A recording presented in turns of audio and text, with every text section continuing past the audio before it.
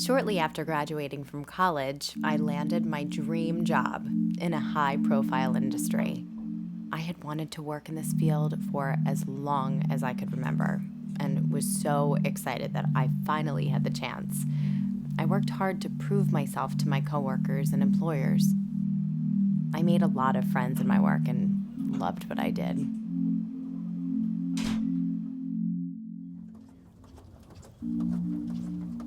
On a business trip, a bunch of colleagues and I decided to have a beer and something to eat after a long day. And then we came back to this hotel. We were all staying in the same hotel, and everyone wanted to party, and somehow they all ended up in my room, but I told them, just let's move the party out of the way. It was time for me to get some sleep. So I took a sleeping pill and wanted to get some beauty rest.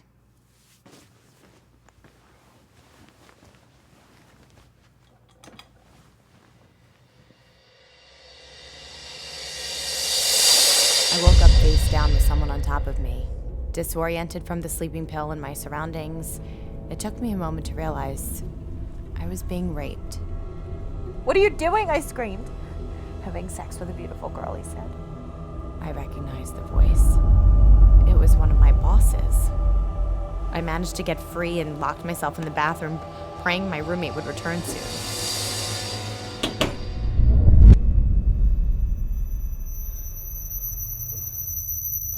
When my roommate returned the next morning, the man was still in our room. Baffled, she asked him to leave. I was a mess. I was still locked in the bathroom and had showered again and again until my skin was raw. With my roommate's help, I reported the rape and was taken to the hospital to be examined for evidence. The police and doctors were so kind, but that didn't take away any of the additional feeling of violation. The police officer that was with me explained to me what would happen if and when this went to trial. The defense attorney would make me look like a promiscuous girl. They would call all my past boyfriends to the stand, and if there was anything in my past that would make me look bad, they would find it and use it. It would be ugly, but it would be important to make sure that this never happened again. I agreed to press charges, and they went to arrest him. He had already left the area and was on his way to the airport to leave the country.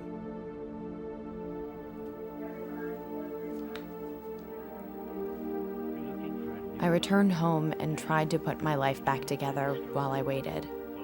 I was terrified to sleep without the lights on or alone in my apartment. I had a series of accidents, nearly cutting my finger off slicing bread. I lost a ton of weight and dressed as androgynously as possible. My relationship with my boyfriend fell apart. I isolated myself and pushed friends away and became more and more angry.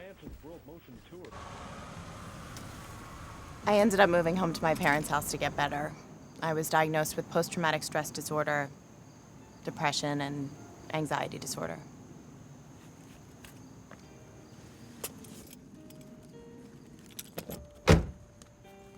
I was having nightmares and panic attacks regularly. I was so angry with the man that did this to me. I wanted to kill him. I hated him with every ounce of strength I had in my body. He deserved to die. He was a bad person. I was also angry with God. I had gone to church my whole life. How could he let this happen to me? What kind of God was he?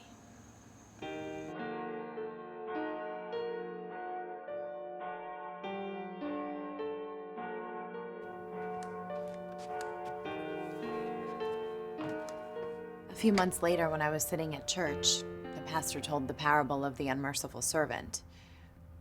I had heard it since I was a child, but this time something caught my attention. The story goes like this. There was a servant who was unable to repay his debt to his master, the king. He begged for mercy, and the master forgave his debt. The servant then goes out and demands repayment of a debt that a fellow servant owed him, and when that man begged for mercy, the servant had him thrown in jail. The king was so angry with the servant. When he heard about this, he threw him in jail, saying, "You should forgive your fellow servant just as I forgave you."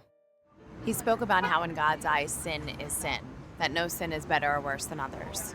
We've all sinned and fallen short of the glory of God. Because God forgives us, who are we not to forgive those who have sinned against us? Unforgiveness doesn't hurt anyone but you. By not forgiving someone, you end up bitter, unable to move forward, stuck in perpetual pain. It was like a bolt of lightning struck me. No one owes me anything. I spent the rest of that day forgiving everyone who in my mind had wronged me, even my rapist. People must have thought I was insane walking around saying, "No one owes me anything." By that night, I was totally spent. The anger that had fueled me to put one foot in front of the other was gone. I slept the entire next day. A few days later, out of the blue, I got an email from someone I had gone to elementary school with. I had not spoken to her since elementary school, but she had been one of the people I forgave. She started out saying that she had been thinking a lot about me recently and wanted to ask forgiveness for how she treated me when we were kids. I had to laugh. I wrote her back and let her know she didn't owe me anything, and of course I forgave her. My rapist has never been arrested. I am married now with a family, and I am thankful, actually, that I haven't had to go through the ordeal of a trial. I still have PTSD. I'm sure some people will say, what's the big deal here? There's no Red Sea parting. The difference in me is that there was a miracle that was bigger than any miracle that I've ever read about. Forgiving and even praying for those who have wronged me has created a paradigm shift inside me. I've gone from being a victim to a survivor, and I thank God every day for that.